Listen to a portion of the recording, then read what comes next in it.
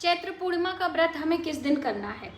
वर्ष 2026 में जो पूर्णिमा तिथि चैत्र मास की है, इस पर हनुमान जी का जन्मोत्सव भी मनाया जाता है। तो ये जन्मोत्सव हम किस दिन मनाएं, 1 अप्रैल को या फिर 2 अप्रैल को। और जो बहनें हर महीने पूर्णिमा तिथि का व्रत करती हैं और स्नान और दान करती हैं, वो किस दिन करेंगे। क्योंकि देखिए, जो पूर्णिमा तिथि की शुरुआत है वो 1 अप्रैल को सुबह सवेरे, दिन है बुधवार 1 अप्रैल को 7:07 पर पूर्णिमा तिथि हमें मिल रही है। सुबह सूर्योदय के साथ पूर्णिमा नहीं है।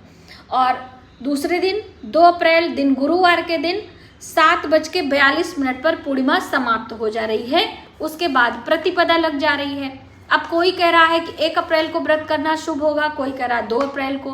क्योंकि जैसा कि इस बार वर्ष 2026 में चैत्र पूर्णिमा पर हनुमान जी का प्राकट्य दिवस भी मनाया जाता है, हर बार मनाया जाता है।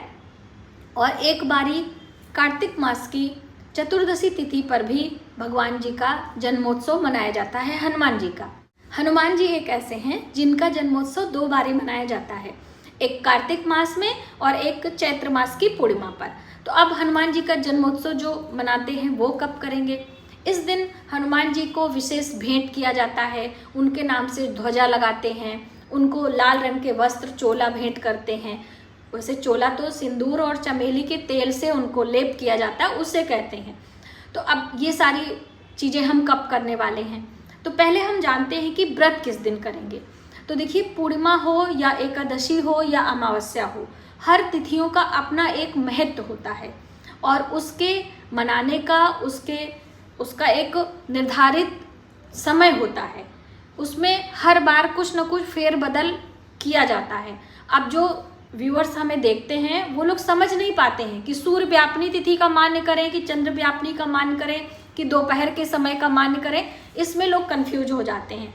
तो देखिए, जैसे एकादशी तिथि के नियम में है कि हम 10वीं युक्त एकादशी का चयन नहीं कर सकते हैं, उसी प्रकार से पूर्णिमा तिथि पर भी सूर्य व्यापनी तिथि का न मान्य करते हुए चंद्र व्यापनी तिथि का मान्य करते हैं। क्योंकि जब चंद्रमा, जो पूर्णिमा तिथि का चांद होता है, वो 16 कलाओं से पूर्ण होता है और चंद्रमा से अमृत की वर्षा भी होती है अर्धरात्रि में, ऐसी मान्यता है। और चंद्रमा के जो अमृत की वर्षा है वो सीधे नदियों पर पड़ती है, जो खुले आसमान के नीचे जो जल होते हैं, जलाशय होते हैं। इसीलिए देखिए, दूसरे दिन स्नान और दान की बहुत बड़ी महत्वता होती है, पवित्र नदियों में स्नान करके कुछ दान करने का। तो देखिए, पहले दिन जो 1 अप्रैल को है, सुबह 7:07 पर ये आपका पूर्णिमा मिल रहा है। पूरे दिन आप पूर्णिमा का व्रत करें और शाम को जो चंद्रोदय का समय है वो भी पूर्णिमा में ही हो रहा है। और दूसरे दिन की व्रत अगर आप चयन करेंगे 2 अप्रैल का दिन गुरुवार का, तो रात्रि में जब शाम को चंद्र उदय होगा तो आपको पूर्णिमा नहीं प्रतिपदा मिलेगी। इसलिए आप नियम के अनुसार 1 अप्रैल को पूर्णिमा तिथि का व्रत करें, वो आपके लिए ज़्यादा शुभ होगा। और दूसरे दिन सुबह ब्रह्म मुहूर्त में स्नान ध्यान करें, चाहे घर में या फिर पवित्र नदियों में, और आप दान करें। जो हर महीने पूर्णिमा का व्रत करती हैं बहनें, वो सब समझती हैं, चाहे आप शिव के निमित्त कर रही हों और चाहे आप भगवान विष्णु के निमित्त। अब रही बात कि हम सत्यनारायण भगवान की कथा किस दिन सुने और भगवान जी का जन्मोत्सव, हनुमान जी के पूजन का किस दिन है। तो देखिए, हम बात करें तो पहले दिन यानी 1 अप्रैल को आप सत्यनारायण भगवान की कथा आदि सुन सकते हैं, यदि हर बार आप सुनते हैं तो, या पहली बार सुन रहे हैं तो भी। हनुमान जी के प्राकट्य का दिवस, जन्मोत्सव का दिवस, वो 2 अप्रैल को मान्य किया जाएगा, क्योंकि उसमें हमें सूर्य व्यापनी तिथि का मान्य करना है। क्योंकि सूर्य के रहते जो तिथि होगी उसी में हनुमान जी का जन्मोत्सव मनाया जाएगा। मंदिरों में भव्य तैयारी होती है, लोग सजाते हैं, मंदिरों में बूंदी के प्रसाद, लड्डू के प्रसाद, भंडारे होते हैं। तो हम हनुमान जी का जो प्राकट्य दिवस है वो 2 अप्रैल को मनाएंगे। पूर्णिमा तिथि का व्रत हम 1 अप्रैल को करेंगे और साथ ही हनुमान जी की पूजा उपासना हमें 2 अप्रैल को करना है, चाहे आप मंदिर में दर्शन के लिए जा रहे हो और चाहे आप अपने घर में हनुमान जी की पूजा कर रहे हैं। दोस्तों, आप सभी को हनुमान जी की कृपा प्राप्त हो, उनका आशीर्वाद मिले, इसके लिए आपको अपने घर में हनुमान जी की पूजा भगवान श्री रामचंद्र जी के साथ जरूर करना चाहिए। कहते हैं भगवान श्री रामचंद्र जी हनुमान जी के हृदय में रहते हैं और जो उनके इष्ट आराध्य की पूजा करता है, हनुमान जी की कृपा उनके ऊपर ऐसे ही मिल जाती है। तो इसलिए हनुमान जी की पूजा कभी अकेले नहीं की जाती। आप उनके इष्ट, उनके आराध्य के साथ में करेंगे तो आपकी मनोकामनाएं जल्द पूर्ण होती हैं। इसीलिए हनुमान जी के पूजन में सीताराम जय सीताराम का मंत्र बहुत अच्छा माना गया है। उनके मंदिर में अक्सर आपने देखा होगा कि हनुमान जी के मंत्र बहुत कम लिखे पाए जाते हैं जितना कि सीताराम। और इस दिन यदि आप हनुमान जी को बूंदी का प्रसाद, मीठे गुलगुले, पुए, रेवड़ी आदि का भोग लगाते हैं, या हम बात करें कि आप हनुमान जी के निमित्त 9 मुखी घी का दीपक लगाते हैं, तो आप चमेली का तेल का दीपक या फिर तिल के तेल का दीपक, 9 मुखी दीपक आप लगाएं और हनुमान जी की पूजा उपासना भगवान श्री रामचंद्र जी के साथ करें।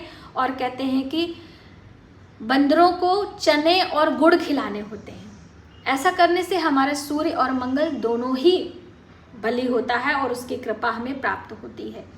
तो आज की इस वीडियो में हमने आपको क्लियर किया कि पूर्णिमा तिथि का व्रत हमें कब करना है और हनुमान जी का प्राकट्य दिवस हमें कब मनाना है।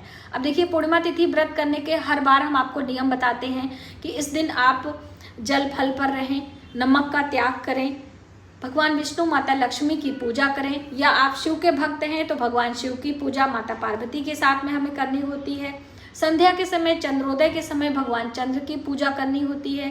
चंद्रमा की पूजा करने से माता लक्ष्मी की कृपा हमें प्राप्त होती है, क्योंकि माता लक्ष्मी के सहोदर भाई चंद्रमा हैं, तो आप उनकी पूजा उपासना करें। बहुत सारे लोग निर्जला करते हैं, बहुत सारे लोग जल फल लेकर और फल फलाहार लेकर व्रत करते हैं। जैसे आपका शारीरिक स्वास्थ्य है उसी प्रकार से आपको व्रत का चयन करना चाहिए।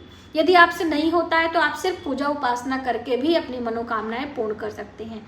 हाँ, एक थाली भोजन का दान, या हम बात करें स्नान और दान की बात, कौन सी चीजें दान करनी होती हैं, तो या तो आप पूरे भोजन का दान करें, कच्चा या पक्का, या फिर सिर्फ चंद्र ग्रह से संबंधित चीजें दान करें। चंद्र ग्रह से संबंधित चीजें होती हैं चावल, चीनी, दूध, चांदी, सफेद चंदन, सफेद पुष्पों की माला, दक्षिणा, सफेद कपड़े में रखकर ये सारी चीजें हम दान करते हैं। पूर्णिमा तिथि व्रत की बात है तो 32 पूर्णिमा का व्रत हमें करके उस व्रत का उद्यापन करना चाहिए। और ऐसे ही आप हर पूर्णिमा पर भगवान चंद्र को यदि बिना व्रत किए जल देना चाहती हैं तो बिल्कुल आप जल दे सकती हैं। जल में कच्चा दूध, हल्दी, दूर्वा और पुष्प और कुछ मिष्ठान डाल के हमें पूर्व दिशा की तरफ या उत्तर दिशा की तरफ मुख करके चंद्रमा को जल देना चाहिए। वैसे पूर्णिमा के जो चांद होते हैं वो पूर्व दिशा की तरफ से ही निकलते हैं। अष्टमी पर जब हम चांद की पूजा करते हैं तब उत्तर दिशा की तरफ मुख करके हम जल देते हैं। ठीक है, तो आपने जाना कि व्रत, उपास, पूजा उपासना हमें कैसे करनी है पूर्णिमा पर, और हनुमान जी का जन्म दिवस कैसे मनाना है। इस दिन आप अपने घर में हनुमान जी की प्रतिमा या फिर हम बात करें पंचमुखी हनुमान जी की फोटो आदि लाना चाहते हैं तो बिल्कुल ला सकते हैं। जैसा कि खरमास में कोई नए व्रत की हम शुरुआत नहीं करते हैं, और ये जो चैत्र पूर्णिमा है ये खरमास के अंतर्गत ही आ रहा है।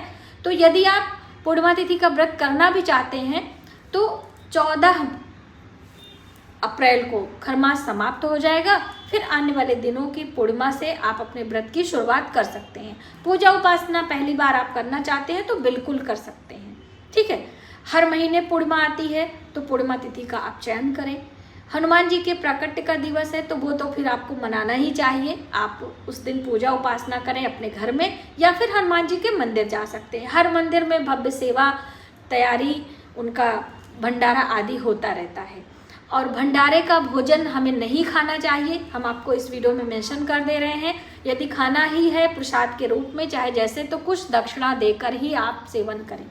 भंडारा निःशुल्क जो होता है वह जरूरतमंदों के लिए होता है। जिनको 2 वक्त का भोजन नहीं मिलने वाला है उनके लिए होता है। यदि आप सक्षम हैं, ईश्वर ने आपको आशीर्वाद दिया है, आपके घर में धन धान्य की कमी नहीं है, तब आप भंडारे का भोजन ना करें। और यदि करना भी पड़े तो आप कुछ पहले दक्षिणा दान करके फिर भंडारे का भोजन करें। बहुत सारे लोग सोचते हैं कि भंडारे का प्रसाद होता है हमें खा लेना चाहिए, तो बिल्कुल आप खाएं, उसमें कोई दोष नहीं है, लेकिन कुछ दान करके, जिससे कि आपके हिस्से का जो दान है वो किसी और के भोजन के लिए इस्तेमाल हो सके।